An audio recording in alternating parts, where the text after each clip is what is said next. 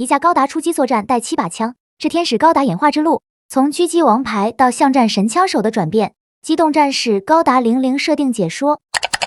机体型号 GN006 炽天使高达是天人组织于 AD2312年投入使用的一款机动战士高达。该型机体是上一代机型力天使高达的后继机型，也就是延续了力天使高达的定位，让炽天使高达在作战能力上继续保持远程狙击这一大特色能力。所以炽天使高达跟力天使高达一样，在作战时也区分了常规和狙击两种作战模式。为此，在炽天使高达的头部内置了各型用于辅助远距离狙击的传感器等电子设备，同时为了尽可能降低 GN 粒子对电子设备的干扰，原来在机身锁骨位置的 GN 粒子控制天线挪到了头部左侧，以便在进行精确射击时更好控制 GN 粒子的流向，必要时还能将 GN 粒子的扩散停止，直接将 GN 粒子所带来的影响降到最低。还有就是在额头这个位置，跟力天使高达一样装备了辅助狙击用的观瞄设备，只要进入狙击模式，这个保护观瞄设备的盖子就会翻开，这样就能对远距离的目标锁定后发起精确打击。并且在驾驶舱内部，炽天使高达也是装备了枪型瞄准操作装置，以此来方便驾驶员在狙击模式下进行操作。相比于力天使高达的枪型瞄准操作装置，炽天使高达进行了优化，使体积变得更小，而且在造型上也更加接近狙击步枪，从而让驾驶员的操作体验得到了提升。同样，为了方便驾驶员专注进行狙击作战，驾驶舱内设有哈罗机器人基座，所发挥的主要作用是辅助驾驶员操纵机体，以便驾驶员可以专心进行狙击作战。包括在情报信息处理方面，炽天使高达也会通过哈罗机器人及时反馈到驾驶员。此外，炽天使高达还装备了悬浮萤幕系统，该系统模块会在机体进入到 TRAMS-M 状态后，从后腰位置飞到机体面前直接展开。这个时候，这套系统就会通过 GN 粒子增幅，实现敌情探测和高概率事件预测，以此帮助驾驶员在进行高速精确射击时获得需要的数据，这样就能使炽天使高达的精确射击能力得到进一步突破。接着是武装方面，炽天使高达的攻击能力仍是以狙击为主，所以主武器是一把用于远距离射击的 GM 狙击步枪2，该枪的基本性能较力天使高达使用的狙击武器有所提高，其在 TRAMS-M 状态下的最大射程能够超越当时 MS 使用的各型远程武器，但是对 GN 粒子的消耗极大，在连续射击之后就需要补充 GN 粒子才能继续使用，而且该枪还可以折叠枪管切换成3连火神炮模式，以便炽天使高达在中近距离范围内与敌方战斗。如果要对敌展开接近战，在炽天使高达上还装备有2把 GN 光束手枪2，该枪的威力虽然不强，但射速很高，所输出的火力能在短时间内给予对方巨大压力，并且在枪管底下还带有抗光束的结构，可直接用来抵挡对方 GN 实体剑和 GN 光束剑的斩击。而这一点在之前尼尔迪兰迪驾驶力天使高达时，就有向整备师伊恩瓦斯提提出了改进建议，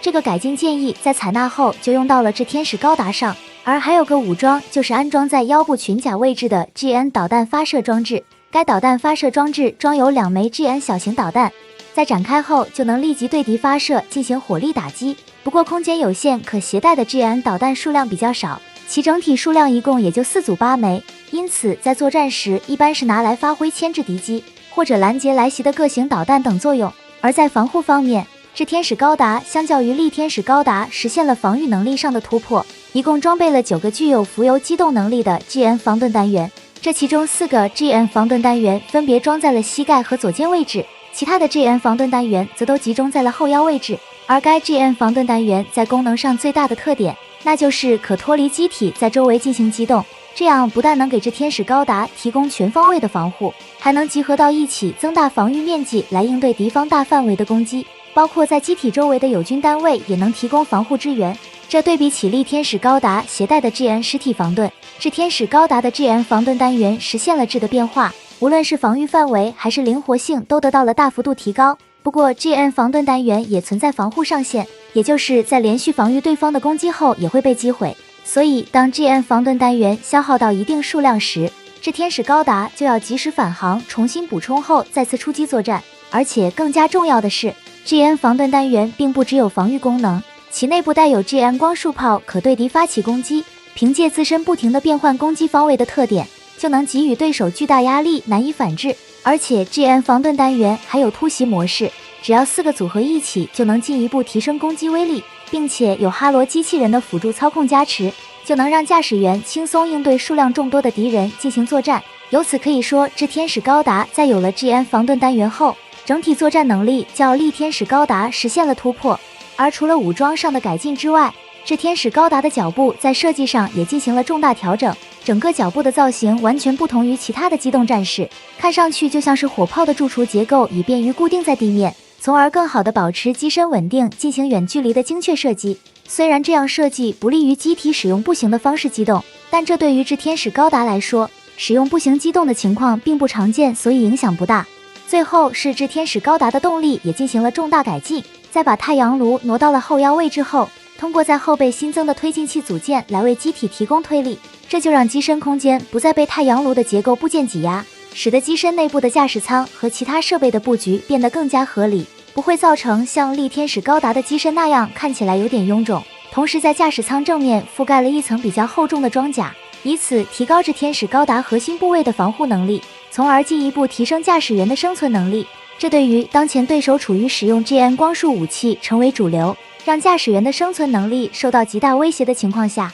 能否多一点防护，保障驾驶员的安全就显得尤为重要。在这基于以上内容可以看出，这天使高达在战斗能力方面，较力天使高达来说确实是实现了跨越，但是跟同时期第4代高达双欧高达相比仍存在差距，所以在给这天使高达划代时就归到了 3.5 代。除此之外，还有件事情需要补充的是，这天使高达在设计时是以力天使高达驾驶员尼尔迪兰迪的能力特点进行考量的，也就是让机体性能去贴合驾驶员的能力特点，以便机体性能在战斗中发挥到极致。只可惜在开发过程中，尼尔迪兰迪不幸战死，于是改由他的弟弟莱尔迪兰迪负责驾驶这天使高达。不过这两人的能力特点并不完全相同，所以莱尔迪兰迪驾驶这天使高达的战斗表现会有所差异，但这并不妨碍他的能力发挥。在他最早参加的营救阿雷路亚行动中，就表现出了非常高的战斗水平，与敌方数量众多的 MS 战斗时完全不处于下风，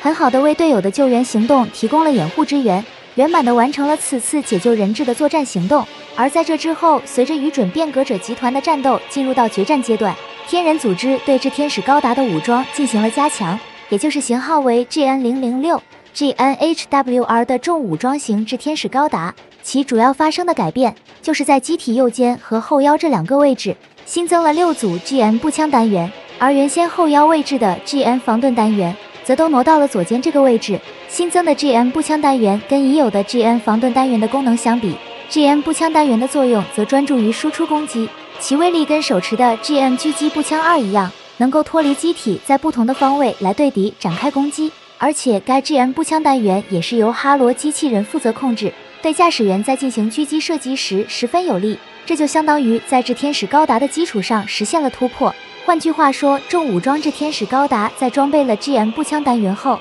某种程度上可以认为已经达到了第4代高达的水平。而另一个变化是在机体腰部两侧多携带了2把 GN 手枪2，算上后背的2把，总数就达到了4把。其目的是应对烈度高、持续时间长的战斗所带来的损耗。也正是凭借这4把武器，让重武装这天使高达在与准变革者集团的决战中，一度在没有主武器的情况下得以坚持到了最后，十分艰难地打败了强敌阿尔萨谢斯驾驶的全天使高达，顶住了巨大压力，成功为自己的哥哥复仇。之后，莱尔迪兰迪驾驶重武装这天使高达再接再厉，抓住了仅有1秒的 Trans-M 这一机会，使用最后1把武器在贴脸的距离内，将里维夫·里维尔驾驶的加迪萨彻底击破，为天人组织最终拿下这场决战的胜利做出了重要贡献。尽管这天使高达在这场决战中损伤严重，但并没有就此消失不再出现，并且在其基础上进行了改进。其改进后的形态便是型号为 GN006SA 的特殊突袭型至天使高达。该型机体所发生的变化，首先是在动力上从太阳炉更换成了 GN 粒子储罐，其续航能力较之前的机型有所下降，这对于机体在应对高烈度战斗方面会有所不利。而机体的第二个变化，那就是机体为了适应在狭窄空间内作战，所使用的武器又一次进行了重大调整。除了原来的2把 GN 光束手枪2继续保留之外，去掉了不利于在狭窄环境中使用的 GN 防盾单元，而原先在右肩位置的主武器，由原来的 GN 光束狙击步枪2变成了 GN 突击卡宾枪。该枪是在 GN 狙击步枪2的基础上更换短枪管后的版本，主要改进是增强了中近距离的火力输出，比较适合用于在狭窄环境中作战。虽然远距离的精确射击能力有所弱化，但必要时仍然可以拿来发挥对敌进行远距离狙击的作用，并且该枪还采用了弹匣功能的方式，以此避免 GN 粒子使用过度影响到机体的运作。接着是在机体膝盖位置各携带了一把 GN 冲锋枪，这2把武器也是适用于中近距离攻击用的利器。当双手同时持有发起攻击时，就能在狭窄环境中给予敌方非常强大的火力压制，因而可以作为 GN 卡宾枪的补充，然后根据战斗需要选择使用。剩下的武器是在腰部两侧位置的枪套内各内置了一把 GN 光束手枪，该枪是力天使高达使用的装备，其特点是威力不强，但射速很快，也是比较适合用于在狭窄环境中进行近距离范围内的战斗。到此可以发现，在特殊突袭型之天使高达上就一共装备了7把枪，其背后的原因是伊恩瓦斯提的弟子雪林海德在开发时有意参照了能天使高达的7件配置，给之天使高达也弄了一个7枪的改进版本，以此来满足该型机体在狭窄地形环境里作战的需求。因此他在开发时也相应赋予了7枪的开发代号。而除了这7把武器之外，在机体的后腰位置还有一座导弹集装箱，其内部安装的是短粗型的 GN 导弹，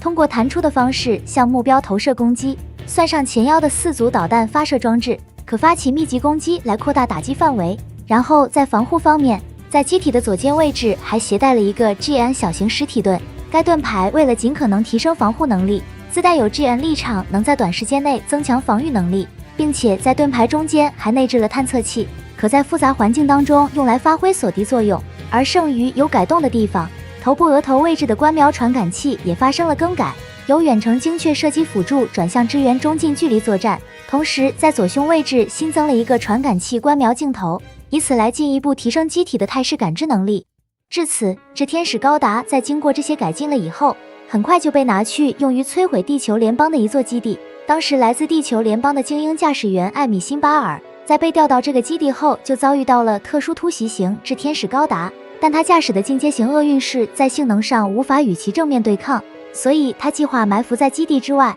趁特殊突袭型之天使高达撤退的时候攻击。原本他盘算对方的武器在连续射击后 GN 粒子会耗尽，然后抓住对方武器哑火的机会将其打败。然而特殊突袭型之天使高达立马更换了另一件武器，彻底让艾米辛巴尔的计划落了空，以至于让他破防不由自主喊出了带这么多枪实在是过于卑鄙这样一句话。最终这架特殊突袭型之天使高达安全完成了撤退，这场战斗便到此结束。而在漫画《机动战士高达 00I2314》中，这架特殊突袭型之天使高达也参与了一场战斗，当时这架机体就转交到了天使组织手中，由名为尼奥吉克的高达驾驶员来负责驾驶。在加入天使组织之前，他的名字是列奥纳多·范恩斯。之后有一处天人组织遗弃的基地被不明组织侵占，于是他便驾驶特殊突袭型之天使高达前往执行武力介入任务。一到地方，他就发现了2架机动战士铁人式宇宙型，这对于来自于人格连的尼奥吉克来说最熟悉不过。很快他凭借机体的性能优势解决了这2架机动战士。接着他突入小行星基地内部，通过后腰导弹集装箱携带的 GN 地雷，在完成了布置以后，将这个遗弃的小行星基地彻底摧毁，从而完成了这场武力介入任务。